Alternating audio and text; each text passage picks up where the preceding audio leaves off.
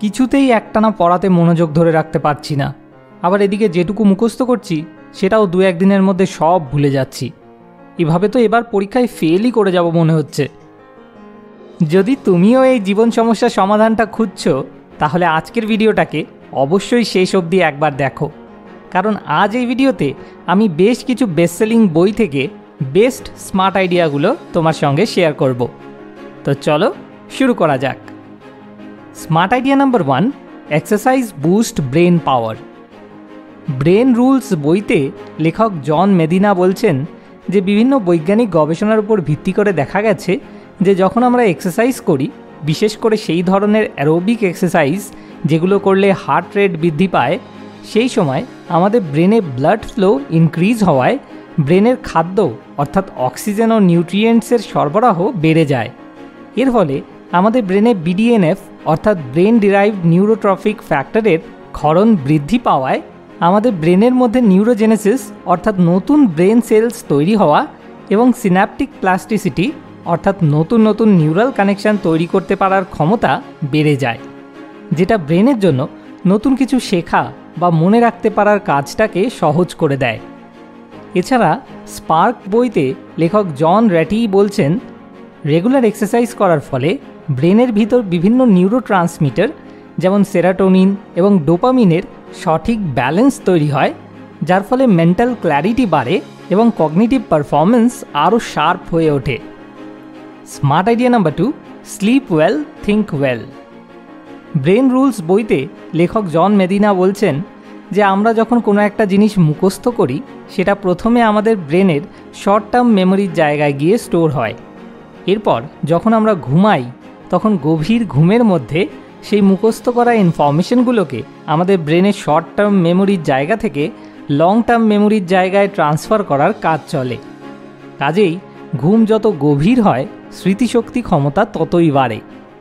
এছাড়া জেগে থাকাকালীন বিভিন্ন ফাংশন চলার ফলে আমাদের ব্রেনের মধ্যে যে টক্সিন অর্থাৎ বর্জ্য পদার্থ তৈরি হয়, সেগুলো একমাত্র ঘুমানোর সময়ই ব্রেন থেকে পরিষ্কার করার কাজ চলে, যে কারণে ঘুমের অভাব হলে ব্রেনের টক্সিনের মাত্রা প্রচুর পরিমাণে বেড়ে যাওয়ায় আমাদের ব্রেন এফিশিয়েন্টলি কাজ করার ক্ষমতা হারিয়ে ফেলতে থাকে, আর আমরা ঠিক একটা জম্বির মতো অনুভব করতে শুরু করি। Smart idea number 3, deep practice. The talent code বইতে লেখক ড্যানিয়েল কয়েল বলছেন যে যখন আমরা ডিপ প্র্যাকটিস করি, অর্থাৎ দীর্ঘ সময় ধরে কোনো একটা পার্টিকুলার টাস্কের উপর নিজের মনোযোগ একভাবে ধরে রাখি, তখন আমাদের শরীরে একটা বিশেষ ঘটনা ঘটতে শুরু হয়, যেটাকে বলা হয় মাইলিনেশন। এই সময় মাইলিন নামে এক ধরনের চর্বি জাতীয় সাবস্টেন্সের উৎপাদন হওয়া শুরু হয়, যেটা আমাদের নার্ভ সেলগুলোর অ্যাক্সনের চারিদিকে একটা পুরু সুরক্ষা কবচের মতো মোটা ফ্যাটের আস্তরণ গড়ে তোলে, যেটা নিউরাল কমিউনিকেশন অর্থাৎ আমাদের ব্রেনের সঙ্গে নার্ভ সেলগুলোর সংযোগকে অনেক বেশি ফাস্ট এবং প্রিসাইজ করে তোলে, যার ফলে কোনো নতুন স্কিল অল্প সময়ের মধ্যেই আয়ত্ত করে ফেলা আমাদের ব্রেনের জন্য অনেক সহজ হয়ে যায়। Smart idea number 4, active recall.